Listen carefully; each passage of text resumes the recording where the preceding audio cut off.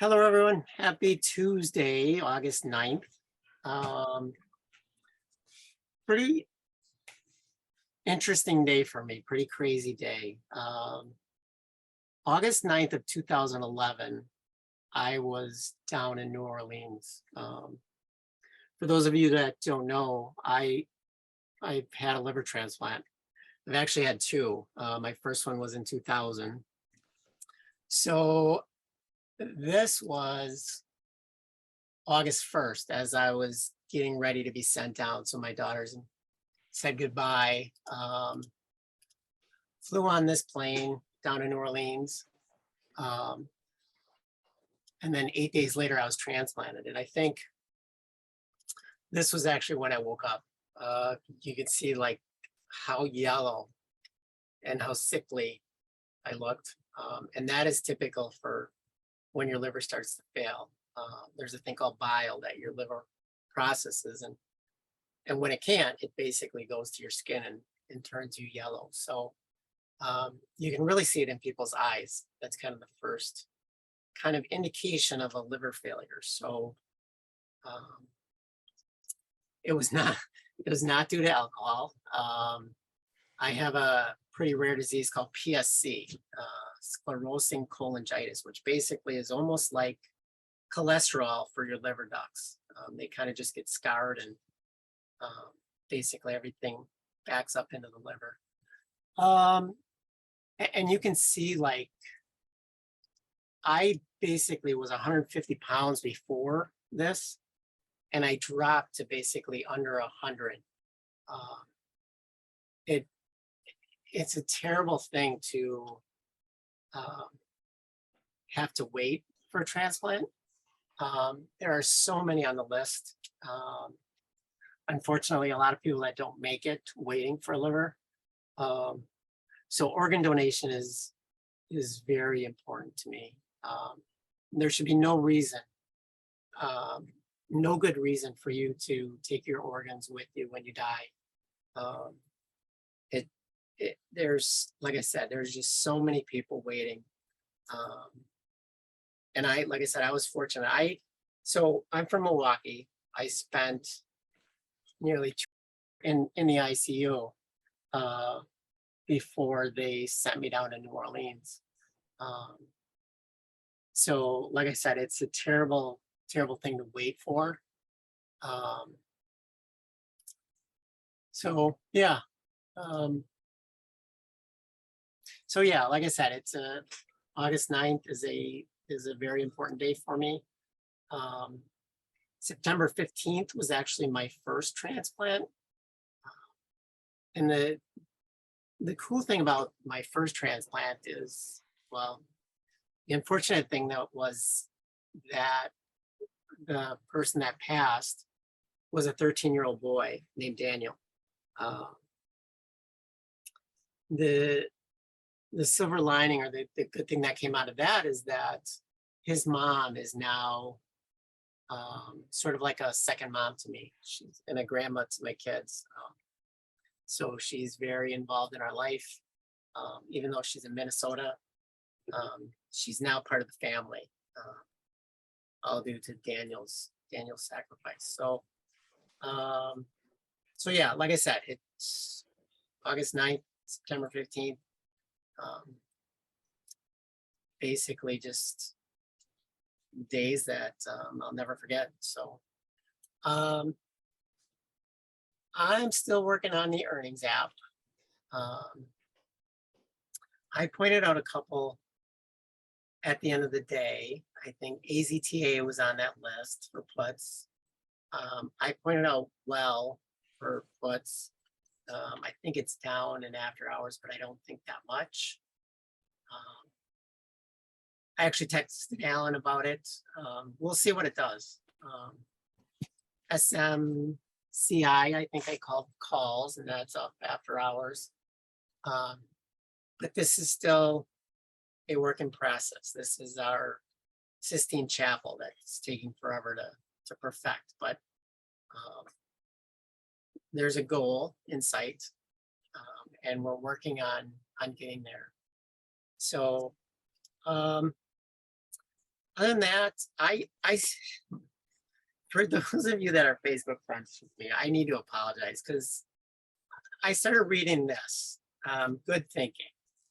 Um, and there are times um, where I point out logic failures or assumptions um, that people kind of cling to, um, or the difference between insinuating and um, assuming kind of thing. Uh, so, I don't mean to be an ass. I don't mean to um, support Biden or support whatever you're not supporting.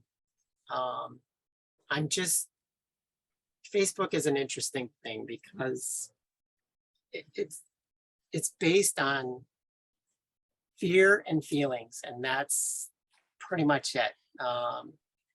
I I've sworn off Facebook I don't know how many times. Um, I don't know why it bugs me. I don't know why when I see faulty logic, and especially in memes or whatever, it just kind of sets me off.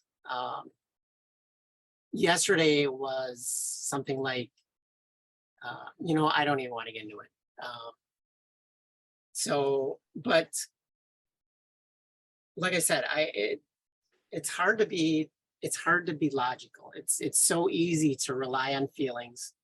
It's so easy to just react based on emotions, and that's, as humans, that's not who we are.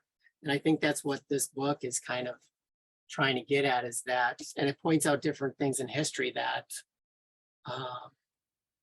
people that have reacted to emotions don't necessarily take the right path. Use your brain to think. So yeah, like I said, I apologize in advance if I'm upsetting any of my Facebook friends. I'm not doing it to be mean. I'm not starting an argument. I'm just, for me, it's important, I guess, because, everybody complains about fake news, but how can you complain about fake news when you post things that aren't logically sound and are based on insinuations or interpretations? So I don't know. I should be done. I should pass this over to Alan, our coach and mentor, and let him cheer everybody up, because like I said, it's been quite the day, quite the week. So with that, Alan, how's it going? Fantastic. August 9th. You got a little winded there. I am so glad that surgery took. I'm glad Brian's with us. And I believe everything happens for a reason. I believe that it was divine. It was God's will that Brian is here right now. And I'm thinking he's living his best days right now. Because obviously on August 9th, he was not having his best day. Honestly, I don't even remember it, because you'd have to ask Lisa, because it's amazing on what she went through to get me down there and to deal with all of it. So yeah. So we are looking to streamline the calls and puts. I think this is really exciting for me, because when I did the earnings, and I used to go ahead and post them to the groups and stuff, that I use certain criteria to look for on the earnings. And I love the app because it's taken the dollar amount, not the volume, the dollar amount of the trade. Now, in this particular one, AZTA had a high put position, and it went down $4.05. Now, today, it was no surprise that a lot of these stocks that rallied yesterday, like AMC, GME, Bath Body, Body Works, they all got plummeted today, but I saw that on the app. So on this app, there's a feature you can put in any stock and it tells you the amount of calls and puts, dollar amount for that day. This is where I'm seeing the best bang for your buck right now, because it's giving you a twofold system. The 5-minute app is telling you when to buy. Usually at 9:40 is the best time to buy, usually. And I did a quick little diagram because I was talking to some people about what happens at 10 o'clock. Your 10 o'clock reversal always is going to go ahead and reverse. That's just the way it is. You're always better off selling, waiting 10 minutes, buying back in, or going the opposite way. Now, yesterday I did that with Google. Today I did that with Rite Aid. Rite Aid didn't turn out to be the trade I wanted to, but it did rally pretty well. And we'll see what happens for the rest of the week. But what the other day on Google, I played Google to go up, sell at 10 o'clock. And then I watched it. And then the thing is it started to go down with the market. Then I went ahead and bought puts for it. The way the 5-minute works, which is kind of unique, is that it's giving you a stopper. So let's say you got Google is at 100 or 90, okay? If the high is 100, you buy puts. And then the thing is your stop is 120 cents, because usually it'll never go through. So the thing is that's how I use that 5-minute bar chart. The more tools, the more things you can get in your favor, the more chances you're going to win. And that is really the best thing I can tell you to do, is to go ahead and you want to have the best advantage for each trade. It's the only way you're going to win. Look at it in pre-market, see what it's doing in pre-market. If it's going up, it's probably going to go up as soon as the market opens up. Watch the Dow, watch the DAX. The Dow and DAX are interconnected because the same stocks are traded in Europe first. And I think you're going to go ahead and find you'll do pretty well. But we're finalizing the app on the earnings. I think you're going to go ahead and be real happy with it. And we're making it a lot more simpler. We're hoping it's going to go ahead and make it that much more easier to use. Right, exactly. Yeah. Because there's quite a bit of data that it has to pull through. I mean, if you think of stocks, even those like Google or whatnot, and you look at their option chain, there are quite a few strikes that it has to go out there and look at each strike and say, okay, do you have volume? Do you have, is there volume on this and on the calls and the put side? So yeah, it has to do a tremendous amount of work. And like Alan said, we're kind of trying to streamline it so it gives us enough to make a decision, but not give us too much information that just bogs the thing down. So yeah. So as I was saying to Brian, what I think is comical about earnings.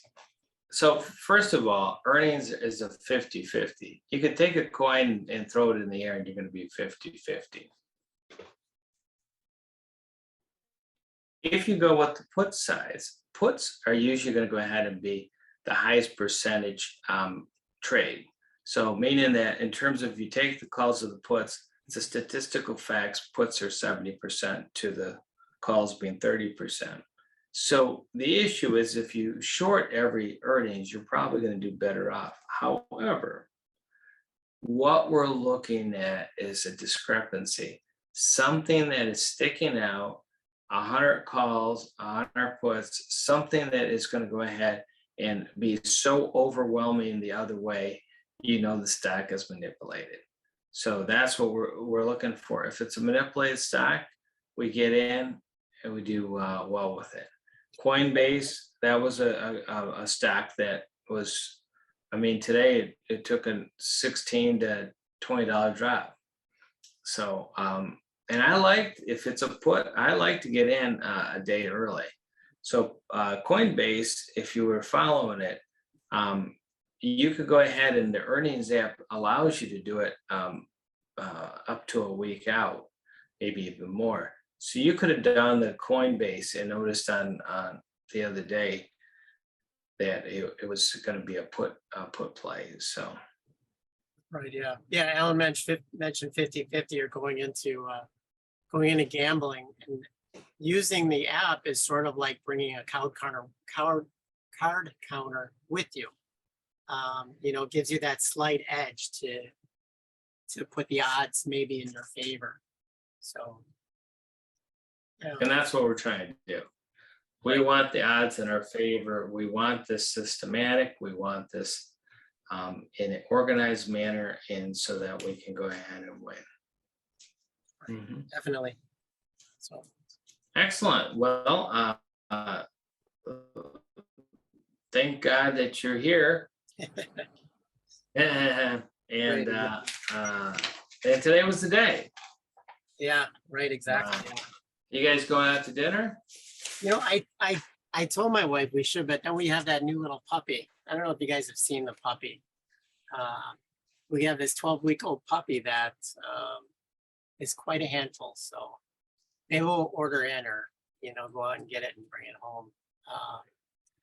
Find a babysitter for the puppy, but so we'll see. But hopefully do something. So sounds good, my friend. I hope everybody does well. I think we're gonna go up for the rest of the week. That's my thinking, and then my stocks that I think are gonna go well up are gonna be MU, and I think the 3M, MMM. That's the stocks I'm kind of leaning toward right now, and I think they're gonna go up. What I like is a stock that is cheap. And I think that that's a pretty good cheap stock. So. Well, and I was going to say, MU took a haircut today because I don't know if they pre-announced earnings or basically said that things are going to be light. So maybe they will rebound because they took. Well, and another microprocessing stock lowered their earnings and said they had a warning. So all the microchip stocks went down. But the president just went ahead and signed the chip deal, so they should be going up. So look for them to go up. Right, yeah. Yeah, maybe today was a bit of an overreaction to the downsides. Yep. Okay, sounds good. All right, good talking to you, Brian. Yep, sounds good. Everybody have a good rest of the week. We'll talk to you later. All right, we'll see ya.